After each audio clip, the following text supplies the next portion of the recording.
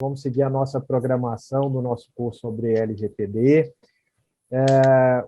Nós estamos, colegas, recebendo agora o Dr. Giordano Adjuto para sua aula, cujo tema é Aspectos Práticos da Adequação à LGPD, Assessment, Data Mapping ou Data Mapping, registro de operações de tratamento de dados, documentação e treinamentos.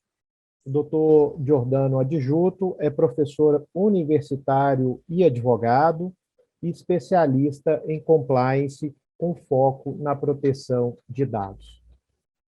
Professor Giordano, é com muita satisfação que recebemos o senhor aqui hoje. Fique à vontade para a sua exposição.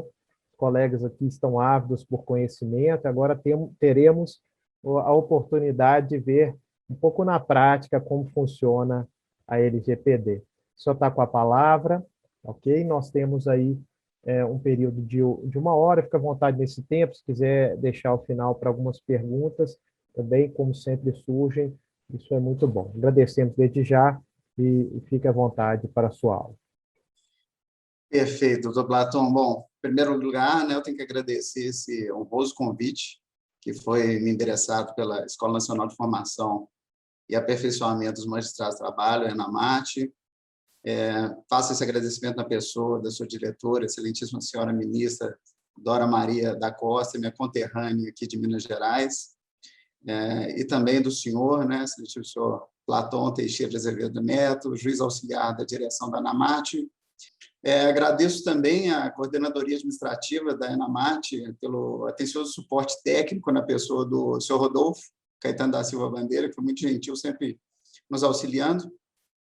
E, é lógico, agradeço também a audiência de todas as senhoras e senhores juízes que estão participando. Eu vejo aqui, são mais de 300, além de selecionada, é uma plateia, uma quantidade muito grande. Então, é uma responsabilidade grande que eu faço. O tema de hoje, como o doutor Platão falou, e no alinhamento que nós fizemos antes, eu vou tentar dar um aspecto bem prático, mostrar para as senhoras e para os senhores uma metodologia de adequação à LGPD para que os senhores, na condição de juízes, que certamente vão se confrontar com questões ligadas, agora à privacidade, proteção de dados na esfera trabalhista, possam ter essa visão do raio-x ali, dos bastidores, como funciona um programa de compliance, um programa de adequação à LGPD. Peço licença aqui para compartilhar minha tela, que alguns slides. A tela 1. A Lei Geral de Proteção de Dados, aspectos práticos de adequação. Essa mesmo que está aparecendo aí? Ótimo. Exato. Perfeito. Vamos a ela, então. Bom, vamos começar aqui. No primeiro momento, a gente tem que fazer uma contextualização com relação ao momento atual econômico que nós estamos vivendo. Hoje em dia, praticamente todas as organizações tratam de dados pessoais, estão vivendo essa realidade. E, além dessa quantidade de operações, empresas que participam, a quantidade dos tipos de dados pessoais tratados estão aumentando exponencialmente, para dizer uma palavra bem ligada à tecnologia, assim como o número de situações em que as organizações precisam cooperar umas com as outras em relação ao tratamento de dados pessoais. Então, não só elas tratam, como elas compartilham. Os que nós estamos fazendo aqui hoje é um compartilhamento de dados, inclusive dados pessoais, dados biométricos aqui através da captura da câmera. E para que a economia se desenvolva, nós precisamos encarar essa realidade. Desse aspecto, a gente já pode fazer uma inferência que a proteção da privacidade de dados nesse contexto acaba tornando-se uma necessidade para a própria sociedade, com o objetivo de proteger os direitos fundamentais de liberdade e de privacidade dos cidadãos, além do próprio livre desenvolvimento dessa personalidade da pessoa natural. Então, eu sempre gosto muito de abordar as minhas falas, minhas aulas sobre LGPD, nos colocando no papel de titulares de dados. Por que é preciso de uma regulamentação? Né?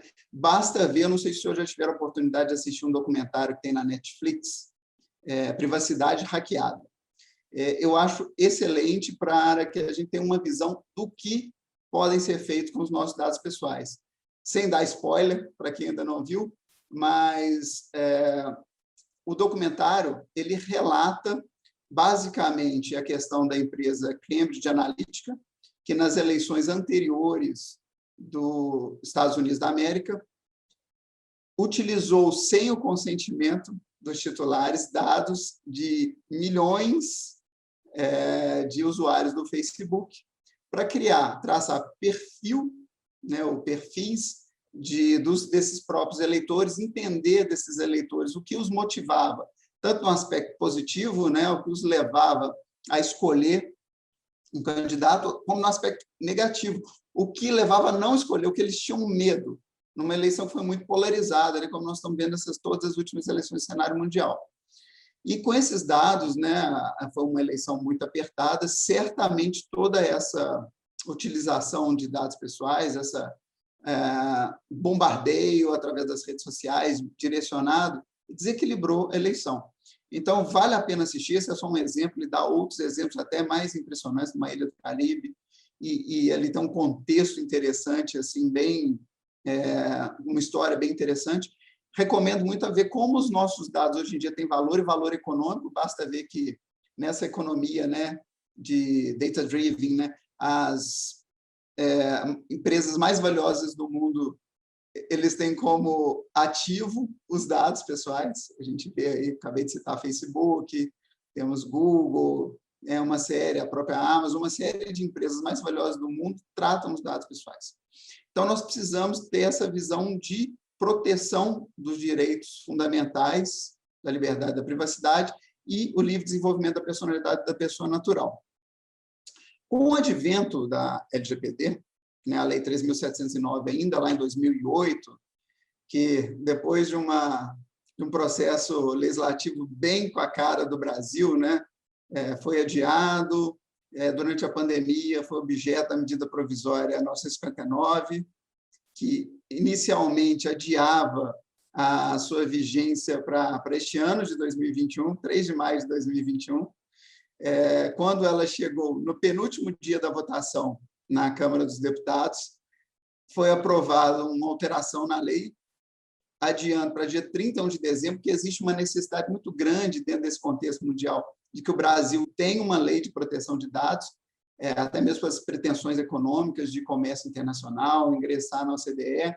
O Brasil está muito atrasado, então foi um dos últimos países daqui da América do Sul a aprovar e a entrar em vigor uma lei de proteção de dados. Então, no penúltimo dia, se jogou para o dia 31 de dezembro de 2020, no dia seguinte, no último dia do prazo para votação da medida provisória 959, o Senado simplesmente aprovou a lei, né, a conversão dessa medida provisória em lei, sem um artigo específico, era o artigo 4º da medida provisória, que, na verdade, já foi objeto, né, a discussão sobre a LGPD já tinha sido objeto de uma lei que postergou a vigência das sanções administrativas para 1º de agosto de 2021. Foi a Lei 14.010 de 2020, do senador Anastasia, daqui de Minas Gerais. Então, sobre esse argumento, entendeu-se que não caberia mais a discussão da matéria, e assim, quando a medida provisória foi para sanção, assim que ela foi sancionada, no dia 17 de setembro, a medida provisória entrou em vigor, a LGPD entrou em vigor no dia seguinte. Então, nós temos, desde 18 de setembro, a vigência da LGPD, fazendo com que todos os jurisdicionados, todos aqueles que efetuam dentro das características da LGPD, eu não vou entrar aqui no mérito, não vai dar tempo da gente discutir o direito em si da lei, mas eu tenho certeza aí que outros colegas falaram, falarão, e até com muito mais propriedade que eu. Então, todos os jurisdicionados, todos aqueles que fazem tratamento de dados dentro dos requisitos da lei, devem observar esse dispositivo. Então, a partir daí, nós passamos a ver uma necessidade de adequação. O assunto está esquentando, eu tenho tratado disso desde que a lei saiu ainda em 2018, mas se precipitou mesmo, a busca pela adequação em massa se precipitou depois mesmo do dia 18 de setembro, e eu tenho visto um aumento muito maior agora, neste ano de 2021, porque nós ainda estamos numa fase de conhecimento da lei. Por mais que esse assunto tenha até algum tempo, né, a vacatio legis foi grande, mas os empresários, aqueles que tratam os dados, né, até diante dessa pandemia, eles tiveram foco virado para outros assuntos, né, tão importantes ou mais urgentes. E nesse momento, então, estão adequando. Nesse contexto, eu trago para vocês, eu estou em duas telas, né, que eu olho para a câmera, e aqui é a minha apresentação, eu trago para vocês uma normatização da Associação Brasileira de Normas Técnicas, a ABNT, que é uma entidade sem fins lucrativos e de reconhecida utilidade pública, que é responsável pela normatização técnica no Brasil, né, por meio da elaboração das normas brasileiras, né, as chamadas ABNT-NBR. Então, a ABNT, ciente dessa necessidade das empresas, porque é uma questão que a gente sempre vai, quando trata com clientes na adequação, no compliance LGPD, eles perguntam, é possível certificar? Até então, não. Apesar da gente ter algumas normas que tratam de segurança, de sistema de gestão da informação, nós não tínhamos uma norma certificável. A partir de agora, nós temos esta norma. Deixa eu avançar aqui. Nós temos agora a certificação de sistema de gestão da proteção e privacidade de dados pessoais. É o procedimento específico número 451.01, está na sua primeira versão, que acabou de sair, saiu agora em fevereiro deste ano de 2020. Esse procedimento ele é específico para estabelecer um processo de concessão, manutenção e renovação do sistema de gestão de proteção e privacidade de dados pessoais. Ele é chamado SGPD, conforme essa norma da ABNT. Ela utiliza como referência um conjunto de normas que aí é interessante já trazer para os senhores, para as senhoras, ficarem atentos, porque além da Lei Geral de Proteção de Dados em si, ele traz outras normas técnicas da própria ABNT, inclusive normas de caráter internacional, que o Brasil segue através da ISO, da Instituição de Normatização Internacional, que é a 9001, que essa é a mais conhecida, que trata do sistema de gestão da qualidade. Vou falar isso um pouquinho mais para frente. A norma 27001 e a 27701, que tratam especificamente de sistema de gestão e segurança da informação, além de outras normas internas próprias para certificação e auditoria. Deixa eu avançar. Bom, o que essa norma da ABNT traz já em sua introdução?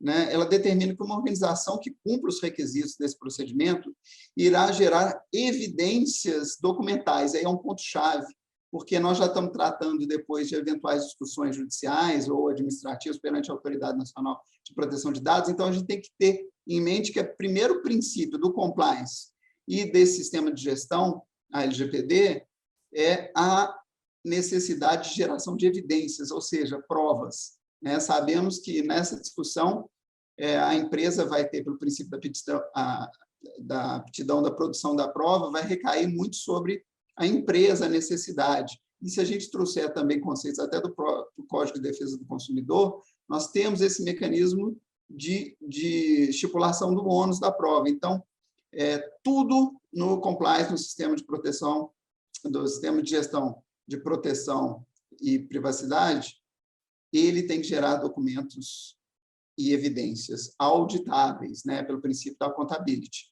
Então, isso é fundamental e essa norma já garante isso de cara, que quando na sua introdução ela fala que, caso sejam seguidos esses procedimentos, serão geradas evidências documentais de que essa organização realiza o tratamento de dados pessoais de acordo com a legislação pertinente.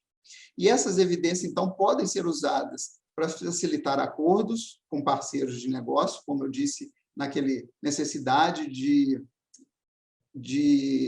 compartilhamento de dados para exercício das atividades econômicas, onde nas relações onde o tratamento é mutuamente relevante. E aí é importante, já trago para os senhores também uma observação de prática de mercado, muitas empresas estão preocupadas em se adequar ao LGPD, obviamente por questão de uma obrigação legal, mas pela própria exigência do mercado. Ou seja, os tomadores de serviços, os contratantes, os compradores, clientes, eles estão preocupados com a questão daqueles parceiros de negócio com os quais compartilham dados diante da responsabilidade solidária. Então, o mercado já está exigindo isso, né? Eu advogo muito na área de terceirização, então eu vejo muito que os tomadores de serviços, a primeira coisa que eles fazem é perguntar se a empresa agora já está adequada, a partir dos contratos comerciais, a gente vai falar isso rapidinho lá na frente, para que essa responsabilidade, né, solidária seja mitigada, ou seja, seja controlado o risco, que é outro elemento importante aqui da norma. Passando. A referência normativa, como eu disse para o senhor, só repassando rapidamente, então, é a Lei Geral de Proteção de Dados, 3.709, 2018. Nós temos também elementos do Marco Civil da Internet, que é a Lei 12.965, ainda de 2014, que tem um de seus pilares a privacidade, além da neutralidade e da liberdade de expressão, então é um instrumento importante. A Lei 12.417, de 2001, que é a Lei do Cadastro Positivo. A Lei 8.078, perdão, a Lei 8.708, de 1990, que é o próprio Código de Defesa do Consumidor, como eu acabei de mencionar. Além da legislação brasileira em si, nós temos também as normas técnicas, como eu disse, a ISO 27001, que traz os requisitos para implementação do sistema de gestão referentes à tecnologia da informação, tecnologia de segurança e dos próprios sistemas de gestão de segurança da informação em si. A ISO 27701, que é uma norma suplementar ou complementar à 27701, que traz os requisitos e diretrizes específicos da gestão de privacidade da informação, além da 17.021, que são os requisitos para organismos que forneçam auditoria e certificação do sistema de gestão, né, para fins de avaliação da conformidade, e a 9.001, que é a sistema de gestão da qualidade em si, é uma norma até muito mais conhecida. Além disso, né, tem os procedimentos internos de avaliação da conformidade e realização de auditorias externas. Bom, mas vamos lá, né? Feita essa chamada aqui de atenção, vale muito a pena essa norma. Depois eu vou deixar meu contato final, caso alguns senhores, eu tenho a cópia do procedimento especial, posso compartilhá-lo, ele não é controlado como as ISOs, então existe essa liberdade, mas ele vale a pena conhecê-lo, até mesmo porque ele traz a lei geral sobre esse aspecto do sistema de gestão de segurança e privacidade de uma forma muito estruturada. Fala quais são as evidências, qual é o planejamento que a empresa precisa ter, e ali eu gostei muito da estrutura que a BNT fez, e vou, né, a partir de agora, incorporar isso em todos os meus trabalhos, até para que os meus clientes possam, eventualmente, certificar, que eu acho que isso traz uma segurança muito grande, porque, nesse momento, eu já entro aqui agora no próximo tema, nós não temos ainda uma regulamentação da Autoridade Nacional de Proteção de Dados, então, nós, profissionais que estamos atuando com a adequação na prática, estamos tendo que desenvolver metodologias próprias, né? Eu desenvolvi a minha, vou apresentar aqui para os senhores, para as senhoras, muito com a minha experiência, já com próprios sistemas de gestão. Eu tenho uma formação em sistema de gestão integrada da qualidade, saúde e segurança do trabalho e meio ambiente, então já trouxe essa bagagem da própria 9001, e também a especialização em compliance, trazendo o framework, né, a estrutura, os pilares do compliance, especificamente agora aplicados uma norma específica, né? No caso de proteção de dados. Então, quais são os pilares, né, que a gente pode trabalhar, que já indo muito para a prática agora? O primeiro deles envolve o suporte da alta administração, né? Já que nós estamos falando aqui de um aspecto cultural muito importante.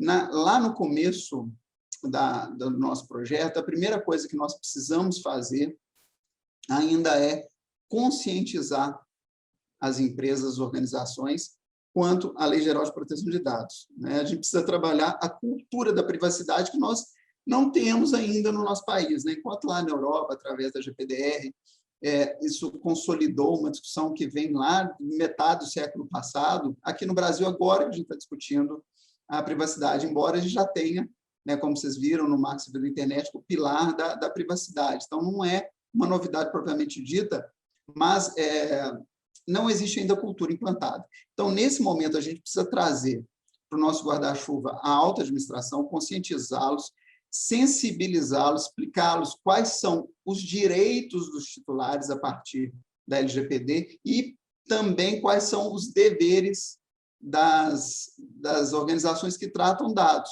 principalmente na pessoa dos controladores, dos operadores e dos encarregados de dados, né, ou DPOs, né, Data Protection Officer, que o mercado chama, né, por influência da GPDR. Então, nesse momento, a gente precisa formar um comitê de implantação do compliance. Esse comitê, no nosso caso aqui do direito do trabalho, ele vai ter que passar necessariamente pelo departamento de RH, pelo departamento de pessoal, vai precisar da colaboração do departamento jurídico, do departamento de TI, além de qualquer outro departamento envolvido, né, que faça tratamento de dados. Né? Isso tudo sob o guarda-chuva da alta administração, porque, como a gente diz no compliance, né, uma máxima é tone of the top. O tom vem de cima, então a gente precisa que eles vistam a camisa e que eles demonstrem que estão preocupados com a cultura da privacidade, da segurança de dados. Né? Como isso é feito? Isso evidenciando, documentando desde o começo, né? Desde essa primeira reunião de kickoff, passando pelas todas as falas, todas as oportunidades que a alta direção tenha de se manifestar. É importante que ela traga consigo uma palavra sobre a proteção de dados, sobre a privacidade, né, políticas internas, campanhas, isso tudo tem que ser encabeçado. Isso não pode ser uma delegação da alta direção simplesmente para o encarregado de PO. Ela tem que vestir essa camisa. Então, a gente tem que trabalhar muito essa questão cultural. E sempre, né, embora haja um responsável por esse programa, ele vai reportar diretamente à alta administração, e esse profissional, né, lembrando, dentro dos princípios de compliance, ele tem que ter autonomia, ele tem que ter independência, ele tem que ter recursos para implantar e gerir o sistema de proteção de dados. E a gente fala aqui de programa ou projeto nesse momento, porque a gente está fazendo a implementação. A implementação ela tem começo, meio e fim. Existe um cronograma específico, né, que a gente precisa implantar. E nesse cronograma, a gente vai estipular quais são as fases de adequação. A gente utiliza, eu particularmente trago aqui, é legal, eu acho, citar, os métodos ágeis para gestão do projeto, do processo de implantação, né, que a gente divide um grande objetivo, que é a conformidade, em várias entregas que são feitas ao longo da implantação desse projeto. A gente chama essas divisões de sprints. Normalmente, ela pode ter duração de 1 a 4 semanas, existe toda uma normatização específica, né? Não cabe aqui a gente trazer, mas vale apenas como observação, que acelera o processo e, né, nós precisamos uma lei que está em vigor, quanto antes está adequado, melhor, né? Mais importante, menos risco para a empresa. Então, nesse momento, esse projeto ele tem começo, meio e fim, mas o programa de compliance não. Né? O programa de compliance ele é permanente, ele precisa ser revisto periodicamente, ele precisa ser adequado, ele precisa ser revisado, né? Sempre pensando na melhoria contínua que traz a ISO 9001. Então, na gestão, depois de implantada, ela é permanente, né? O compliance ele é um sistema vivo, o projeto é que ele tem começo, meio e fim. Então, falamos, né, da conscientização e engajamento, precisamos trazer, através do comitê, precisamos criar promotores do compliance e não detratores, porque como nós entramos com compliance, existe muita resistência nas empresas, né? Compliance é visto como freio de mão, aquele que fica negando, fala que não pode, que cria obstáculo ao desenvolvimento do negócio. Não é isso, nós precisamos mostrar que o negócio precisa ser sustentável, e sustentável numa nova cultura, na cultura da privacidade, até mesmo para perenidade e subsistência das próprias organizações. É uma empresa que não cuidar da privacidade dos dados, né, tiver um vazamento, um descumprimento, hoje em dia isso é público, até mesmo pelo princípio da publicidade, pela necessidade de comunicação à Autoridade Nacional de Proteção de Dados. Essa empresa vai ter um dano reputacional que muitas vezes pode simplesmente acabar com a vida da empresa. Eu já vi, já houve casos de empresas que vazaram dados e simplesmente tiveram que fechar porque reputacionalmente não foi possível mais continuar o negócio. Isso antes da LGPD, da vigência. Imagina agora. Avançando. Então, feito esse primeiro momento, esse kick-off, essa conscientização, sensibilização, apresentação do projeto, com a duração, as fases, que eu divido em sprints, mostra as atividades que serão feitas em cada uma delas, as entregas, apresentamos um roadmap, né, que é um mapa das ações que serão necessárias para a adequação, para a aderência à LGPD, né, com base sempre no contexto da organização específica dentro da sua estrutura de negócio. Nós passamos, então, para o assessment, né, que é o momento de avaliação, é o momento de diagnóstico, de conhecer a organização, né? Nesse momento, a gente avalia a maturidade da privacidade e proteção de dados em diferentes domínios da organização, né? Como ela faz a classificação de dados, qual a estratégia de privacidade. Então, aqui, a gente mapeia, o assessment é isso, é um diagnóstico, né? Através dela, na prática, a gente já começa a preencher planilhas. Essas planilhas vão com os dados do controlador, né? A sua razão social, CNPJ, endereço, telefone, um nome do responsável né, identificado como controlador pela organização, qual o seu cargo, né? O e-mail, o telefone de contato, toda essa estrutura. Identificamos nesse momento também dentro de uma planilha quem são os operadores, ou seja, com quem aquela organização compartilha os dados para a execução da atividade. Aí fazemos a mesma coisa, né? Identificamos a empresa, razão social, CNPJ, endereço, responsável, são os mesmos dados. E, nesse momento, é interessante, dentro da minha metodologia, que eu já apresente para as empresas uma solicitação de quem será o encarregado de dados, né? Que isso aí já cumpre um dos requisitos da LGPD, que é essa nomeação formal, inclusive tem um termo, tem um documento específico de nomeação, que ele tem que ser publicizado, porque o encarregado vai ser aquele elo, né, entre os titulares e a própria Autoridade Nacional de Proteção de Dados. Então, ele que é responsável por receber todas as solicitações, requerimentos dos titulares, ele é responsável por prestar as informações para a ANPD. Então, esse funcionário também ele tem que ter, assim como o profissional de compliance, ele tem que ter autonomia, independência e recursos também para exercer a sua atividade. Pode ser um funcionário existente da empresa, sim, mas desde que ele tenha essas características, pode ser um terceiro contratado, pessoa física ou jurídica, inclusive a lei nos permite essa flexibilidade, né? Aguardemos aí a regulamentação desse aspecto, inclusive que a própria lei fala que ela poderá ser objeto dessa normatização pela própria autoridade. Então, estamos verificando como isso vai acontecer. Nós também, nesse momento, identificamos os departamentos, montamos o organograma da empresa, para entender qual é ali o cenário onde os dados vão trafegar, por onde esses dados passarão e sofrerão tratamentos. Então, a gente identifica também, da mesma forma, dentro da planilha, os responsáveis com telefone, com e-mail, para que a gente já vá montando essas peças desse quebra-cabeça.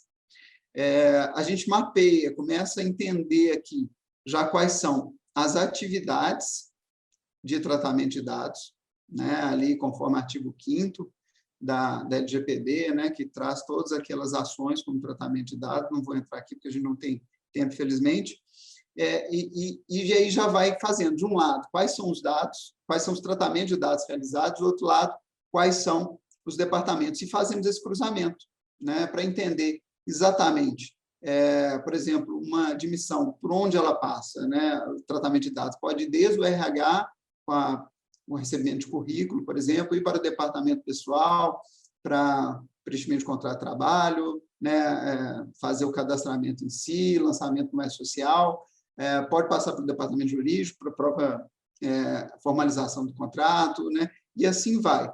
Então, nós precisamos entender quais são os dados e por onde ele trafega dentro da empresa, né? Isso, a gente vai depois escrever isso tudo, juntar essas peças todas, fazer análise de cada um desses tratamentos no mapping, que eu já vou falar logo a seguir. Nesse momento, também, nós podemos mapear os clientes, porque muitos clientes, como eu falei, por exemplo, na área de terceirização, as empresas que prestam os serviços, eles precisam compartilhar os dados pessoais, por exemplo, dos seus empregados com os tomadores de serviço, né? Por exemplo, os tribunais, né, que contratam serviços de portaria, SEI, conservação, vigilância, todos eles têm o dever em acompanhando a prestação do contrato, né, das atividades do contrato. Então, é verificado. Inclusive, dados como folha de pagamento, além da identificação de cada um dos funcionários, às vezes para acesso aos locais de prestação de serviço. Então, aqui é importante entender também, mapear com quem as organizações compartilham esses dados para execução das suas atividades. Avançando. E como a gente faz isso, né? Como é que a gente faz essa apuração? Nós realizamos, através de entrevistas com os responsáveis, além do encarregado, da alta direção, os próprios gerentes, gestores dos departamentos. É importante utilizar questionários para sempre gerar evidência, gerar documentação. A gente normalmente usa esses questions and answers, né, que são perguntas e respostas já pré-formatadas de um papel de trabalho. É feita a análise documental. A gente precisa separar documentos, solicitar para as empresas. E é interessante que isso seja feito dentro do sistema de auditoria, né? A gente utiliza o Virtual Data Room, que são salas virtuais, ambientes criados, pode ser até uma pasta compartilhada com proteção, né, obviamente, para que aquele repositório de documentos seja colocado ali, seja verificado. Isso tudo vai gerando evidências dessas pessoas, né, desses gerentes de departamento. Precisamos conversar com os donos dos processos, muitas vezes, né, é um próprio funcionário operacional, e sempre contando com o suporte do responsável pelo programa de compliance. De preferência, essa pessoa já vai ser, né, identificada como encarregado de dados. É isso que a gente vai construindo dentro do projeto para que ele fique maduro lá ao final. Bom, vamos lá. Como é que a gente faz a adequação, então, no próximo momento? A gente entra no famoso data mapping, ou data mapping, como preferir. A pronúncia data é americana, data é britânica. Eu acho que como a gente tem mais influência americana, a gente acaba falando mais data, é mais simples, mas os dois estão corretos, né? Fica à vontade para tratar assim. O data mapping, então, ela faz a identificação das atividades e dos fluxos de tratamento de dados pessoais, né? A gente entende, né, nesse momento, né, exatamente como acontece, como são mapeados as informações, por onde que elas passam, para que a gente construa, inclusive eu vou falar em seguida do relatório de operação de tratamento de dados. Eu trouxe aqui, para os senhores, aqui eu vou pedir licença, aqui eu fiz um print de um sistema que eu utilizo, porque, sinceramente, dá para fazer em planilha? Dá. Mas eu acho que nós estamos falando aqui de tratamento de dados, e a maioria parte dos dados são eletrônicos, embora, né, também a lei proteja, evidentemente, os dados físicos, mas nós precisamos tratar aqui de sistema de suporte. Por exemplo, deixa eu dar algum zoom aqui para ficar mais fácil da gente ver, esse é um sistema que eu consigo fazer todo o mapeamento de dados. E como é que funciona? Eu acho que essa aqui é a principal tela da minha apresentação, para os senhores terem uma ideia como é que funciona a adequação LGPD.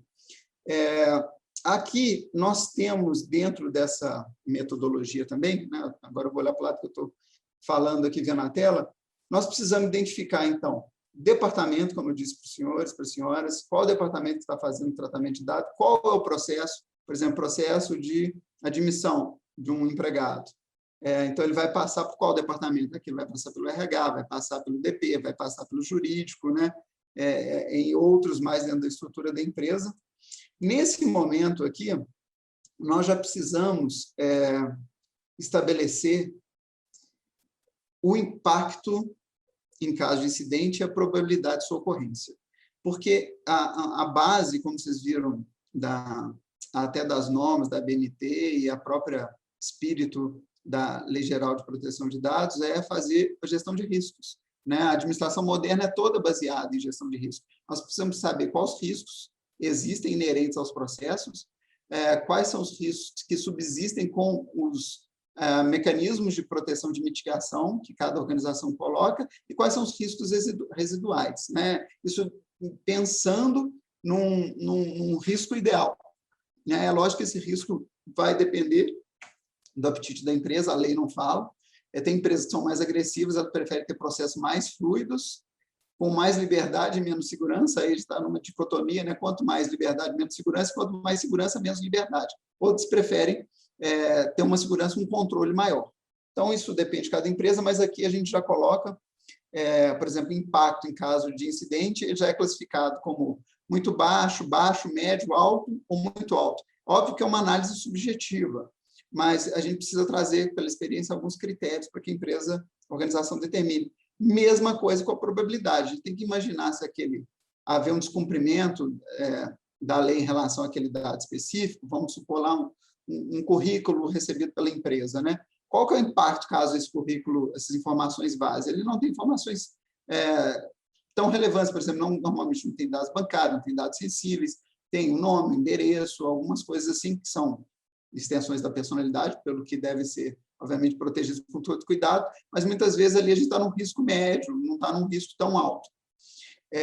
E qual a probabilidade disso ocorrer? Aí vai depender da estrutura de segurança da empresa. Esse dado fica arquivado, impresso num fichário, numa sala que não tem controle de acesso. Qualquer um pode ir lá, inclusive, tirar uma foto e vazar essa informação. Então tem um risco alto de se vazar. Não, a sala é controlada por biometria, só pessoas cadastradas dentro.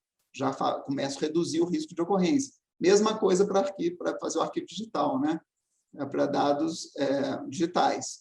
Quem tem acesso àquela informação é criptografada, né? Qual é o sistema? Existe um controle? Então, aí eu vou trabalhando através desses elementos, né? Conhecendo o dado em si, qual que é o impacto do vazamento, e conhecendo o sistema de segurança, qual é a probabilidade de ocorrência. Porque isso vai gerar, eu vou mostrar na próxima tela para os senhores, um heatmap, um mapa de calor de gestão de riscos. Isso dentro do sistema, que essa é uma metodologia que a gente usa de gestão dentro do compliance.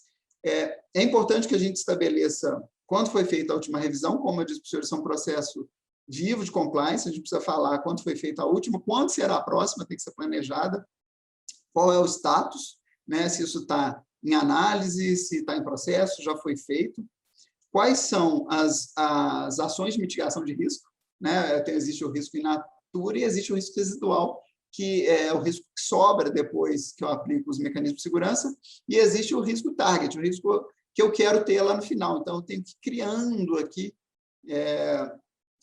mecanismo de controle, de mitigação de riscos, né? Lembrando que o compliance ele é vivo, então eu não vou conseguir fazer numa primeira versão um sistema pronto e acabado definitivo. Pelo contrário, eu quero fazer um sistema mais rápido possível, mais enxuto possível, porque a partir daí eu posso estabelecer ciclos curtos de melhoria através dessas revisões. Mas avançando aqui, porque o tempo está passando rápido. Quais são, como eu faço o mapeamento dos dados em si? Eu tenho que entrar aqui, fazer o descritivo da atividade, por exemplo, percepção, recepção de currículos de candidatos a preenchimento de vagas, né? Então, eu vou ter que escrever isso aqui na minha planilha, isso vai virar depois meu relatório. Por que eu coleto isso? É para preencher vagas, né? Para exercer a minha atividade. Quais são os dados coletados? Eu pego o nome, eu pego o endereço, eu pego a formação, né? Eu pego aqueles dados pertinentes ali ao preenchimento da vaga.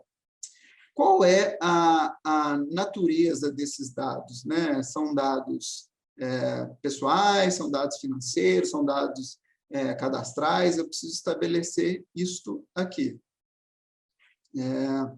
Se eu estou tratando de dados sensíveis, né, assim classificado, aqueles dados que podem trazer algum tipo de discriminação em relação ao titular, né? Muitas vezes aqui, por exemplo, na admissão, a gente traz um empregado sindicalizado ou não, que é um dado sensível, né? Se eu estou tratando aqui de dados menores, e aí eu posso falar se são menores de 12 anos, se entre maior de 12 e menor de 18, né? Tem a questão aqui de uma contratação, a gente tem um jovem aprendiz, né, que é menor, que a gente pode tratar, ter que colocar no nosso mapping. Precisamos estabelecer qual é a base legal, né? São aquelas estipuladas na lei lá, pode ser o consentimento, que aqui já tem uma janela específica, mas os demais, né, cumprimento de obrigação legal, execução do contrato, exercício regular de direito, todos aqueles elencados na lei.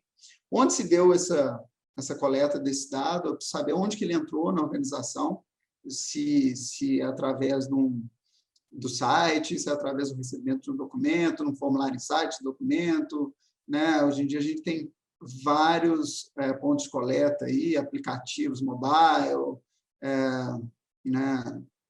Inúmeros pontos de entrada. Aqui, a metodologia determina se tem alguma lei ou norma adicional, que, por exemplo, é cumprimento de obrigação legal ou um dispositivo com uma convenção coletiva de trabalho, um acordo coletivo, alguma norma setorial específica, né? Eu preciso falar qual é a categoria desse dado. Preciso falar a origem, né? Porque quando eu falo com ponto de coleta, que eu preciso explicar melhor o que é.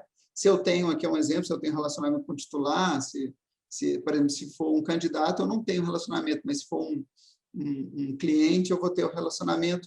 E muito importante é que eu preciso estabelecer o ciclo de vida desse dado, né? Eu preciso verificar um prazo de retenção e eliminação dos dados. Isso é muito importante, porque hoje em dia, ou até então, as empresas não faziam isso. A gente vive na cultura, né, do Big Data, né? Quanto mais dados, melhor. Agora nós estamos indo para o Small Data, né? Quanto menos dados, melhor, que a menor exposição de risco. Eu só posso, inclusive, pelos princípios da adequação, eu só posso tratar os dados que eu realmente preciso na atividade, sem pensar na privacidade.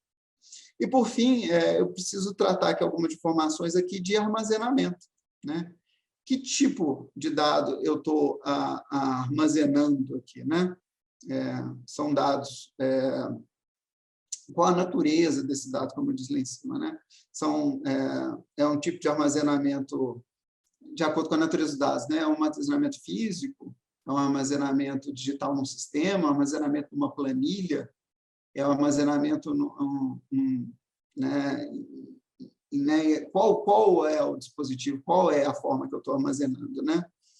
Preciso entender se esse armazenamento é obrigatório ou não, e preciso também aqui, para fazer a minha gestão de risco, saber o tipo de segurança que eu tenho, como eu disse, né?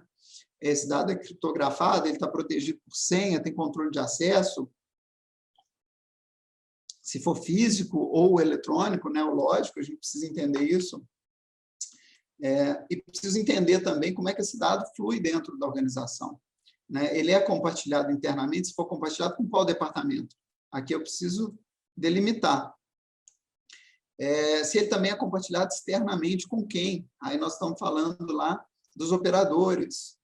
E se for um compartilhamento internacional, se eu tenho uma base legal para fazer esse compartilhamento, né? Por exemplo, transferência de dados para país estrangeiro ou para organismo internacional do qual o Brasil seja membro, né? Esse país ou organismo tem uma lei específica de adequação, né? Então, eu preciso entender qual que é a base legal específica aqui, conforme a legislação. Mas vamos lá, porque meu tempo está estourando. A partir, então, daquelas informações, eu consigo mapear, fazer um mapa de calor, um heat map, que aqui eu consigo entender quais meus processos são críticos, muito críticos, e quais aqueles processos são menos, ou são, às vezes, até desprezíveis, porque dependendo do risco e da probabilidade, ocorrendo o impacto da probabilidade, né, é exatamente essa matriz, dependendo desse risco, eu vou direcionar meus esforços. É lógico que quanto maior o risco, eu preciso dar mais atenção, dar mais energia, dar mais recursos para trazer esse risco do vermelho para o verde. Então, é interessante que os sistemas também hoje em dia fazem isso, porque nos apoia de forma com dashboards, né? Gestão à vista, né? Esses painéis mostram como está a nossa gestão, e eles são importantes nesse sentido. Então, todas essas informações que a gente traz ali, eles vão gerar para a gente esse registro de operação de tratamento de dados, ou em inglês, né, o ROPA, né, Record of Processing Activities. A gente precisa conseguir extrair um relatório do mapping, né, um documento. Se for um sistema como esse, por exemplo, ele já gera o relatório automaticamente, eu só basta dar um comando que ele vai ser gerado, ou então a empresa pode, obviamente, construir isso numa planilha, um arquivo hoje, é lógico, a legislação não especifica, mas esse relatório tem que ter uma série de informações importantes. Quais são os sujeitos envolvidos naquele tratamento de dados? Qual é a finalidade? Qual a base legal? Se os dados pessoais são tratados pela organização, quais são esses dados? Qual é a categoria dos titulares dos dados tratados? Qual o tempo de retenção, o ciclo de vida dos dados? As organizações com as quais os dados pessoais são compartilhados, se há transferência internacional? Quais são as medidas técnicas e organizacionais de segurança adotadas? Vejam, são informações que eu já coletei no MAP, então basta eu fazer um cruzamento, que aí eu já vou ter todo o subsídio para criar esse registro de operação registro de operação de tratamento de dados pessoais. Aí a gente parte para mais uma fase, para mais uma sprint, né, para uma entrega lá do nosso projeto de adequação. A gente vai trabalhar a documentação em si. Então, a documentação ela é sempre revisada, os documentos existentes na empresa, eles são editados, né, caso não prevejam requisitos dispostos na LGPD. Muitas vezes vão ter que ser criados, porque a empresa pode simplesmente, a organização, não ter esses contratos, se isso sempre conforme os princípios do artigo 6º, né? Finalidade, adequação, necessidade, livre acesso, qualidade dos dados, transparência, segurança, prevenção, não discriminação e responsabilização e prestação de contas, né? Accountability. Então, a gente tem que ter todos esses princípios que estão lá, são eles que vão nortear a nossa revisão, a nossa criação, o nosso editamento de documentos. Aqui eu trago para os senhores também, né, o Dr. Platão nos pediu uma atenção especial, eu acho que é muito oportuno, o ato conjunto do Tribunal Superior do Trabalho e do Conselho Superior de Justiça do Trabalho, agora do dia 12 desse mês, ou seja, essa semana passada, que institui a política de privacidade e proteção de dados pessoais no âmbito desses dois tribunais. Ela é muito interessante, porque ela vai se aplicar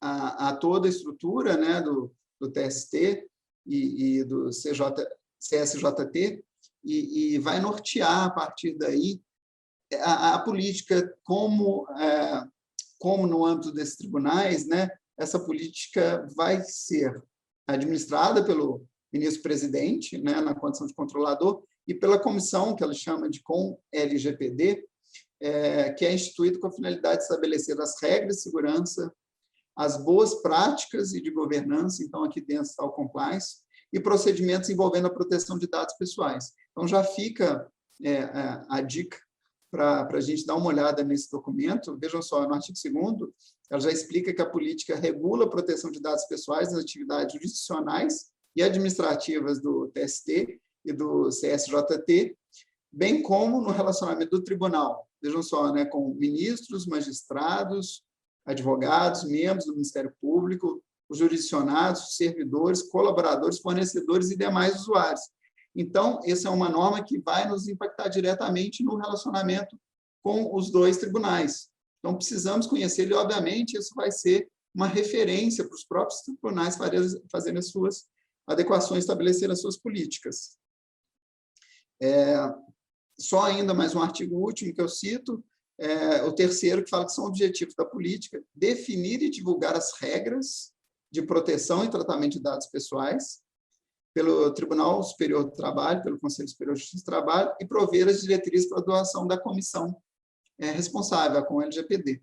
Então, ou seja, é um documento importante que os tribunais terão e todas as organizações devem ter também.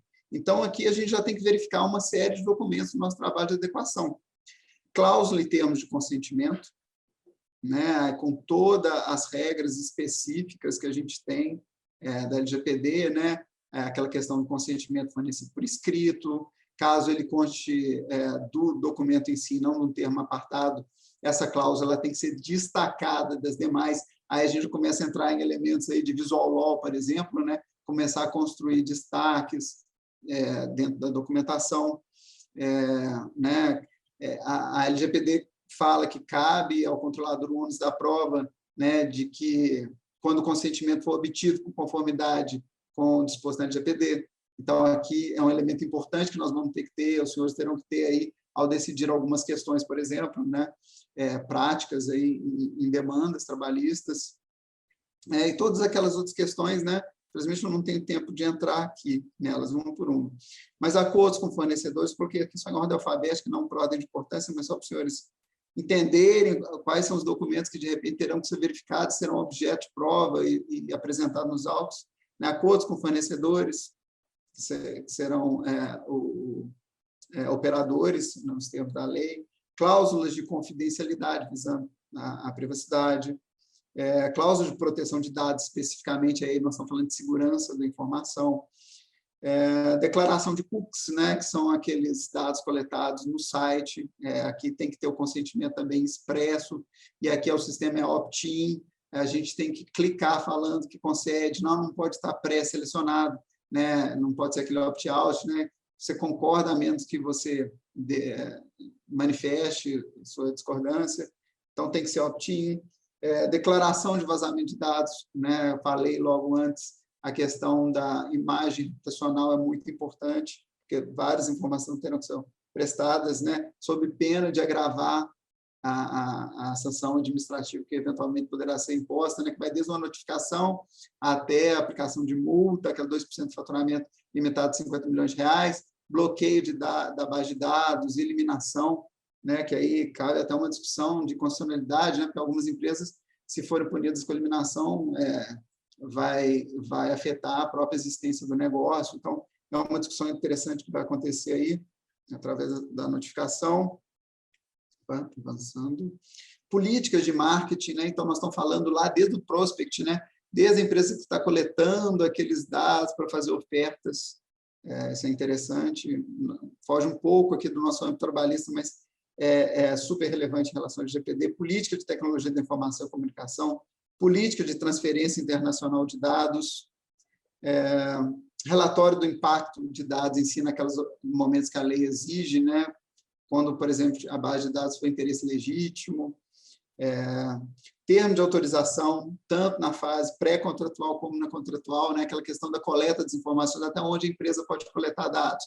Currículo, né? Existe fornecimento do currículo, mas é interessante que tenha um termo de consentimento, que a empresa muitas vezes vai buscar o LinkedIn, vai verificar redes sociais.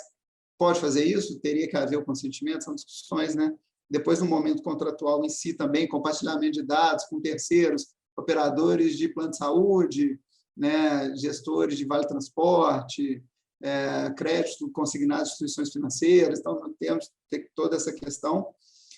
O termo de nomeação de carregado, que eu falei anteriormente, termos de uso para o website, e dentre outros. É só um exemplo. E já para fechar, que eu sei que meu tempo está estourando, o último pilar que a gente precisa trabalhar, que são dos treinamentos em si, porque a própria lei, né, demanda, e aí nós vamos ver isso muito bem colocado no normativo da ABNT, né?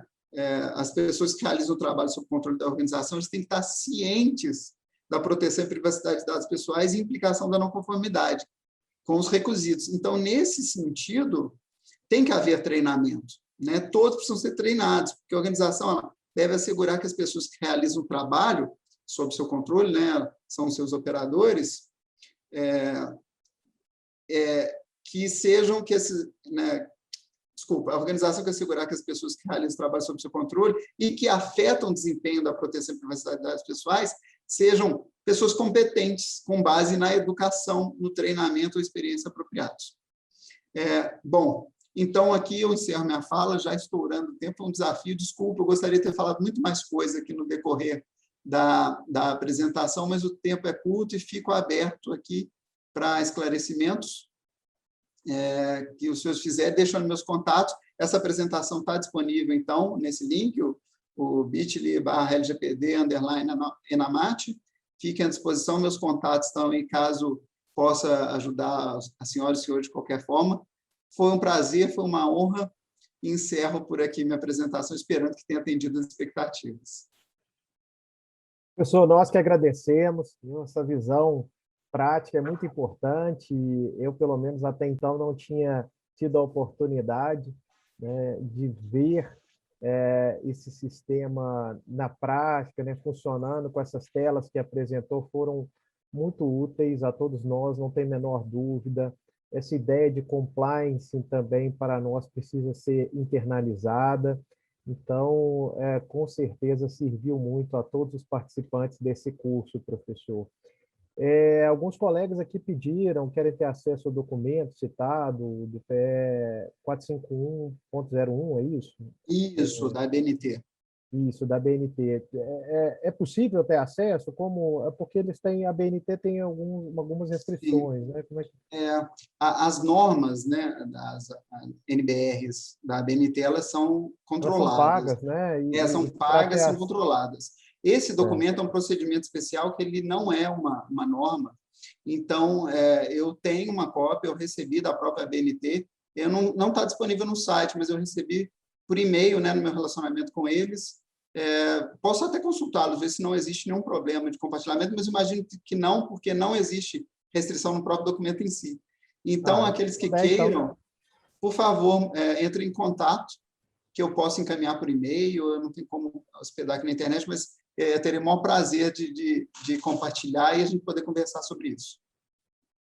Perfeito, professor. Tem uma pergunta aqui, fique à vontade, eu não sei se seria o caso dentro da sua exposição, mas se tiver alguma posição sobre isso, o professor Yuri também já está presente conosco, caso ele queira também complementar.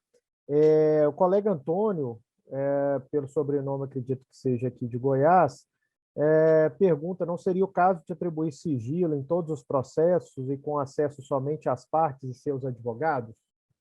Excelente pergunta. E a gente estava conversando, não sei se eu vou tirar a fala do Dr. Yuri, porque, né, Dr. Yuri aqui é meu professor, a gente estava conversando sobre isso semana passada, justamente, eu não vou falar, porque eu tenho certeza que ele vai falar sobre isso, qual é a mitigação de como a gente vai colocar o princípio da privacidade e o princípio da transparência, o livre acesso às informações.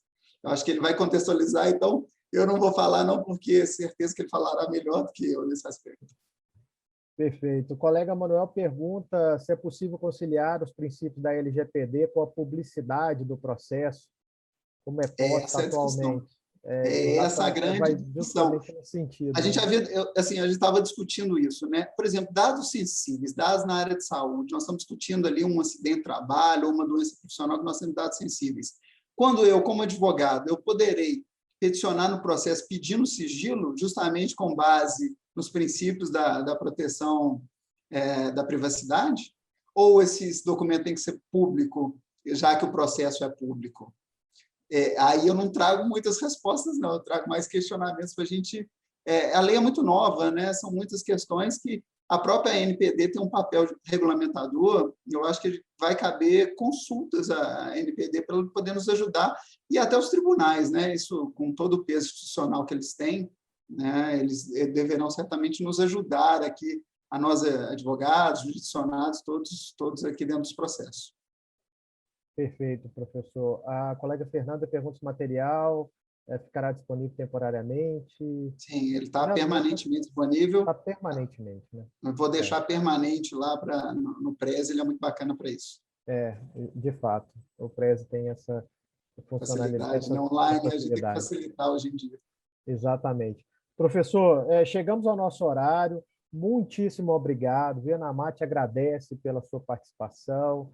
Ministra Dora Maria da Costa pede que estenda aí os nossos agradecimentos. E todos os colegas também aqui já no chat manifestando os seus elogios aqui à sua brilhante exposição, muito didática, muito prática. Viu? Muitíssimo obrigado. E vou chamar agora o professor Yuri para continuar conosco.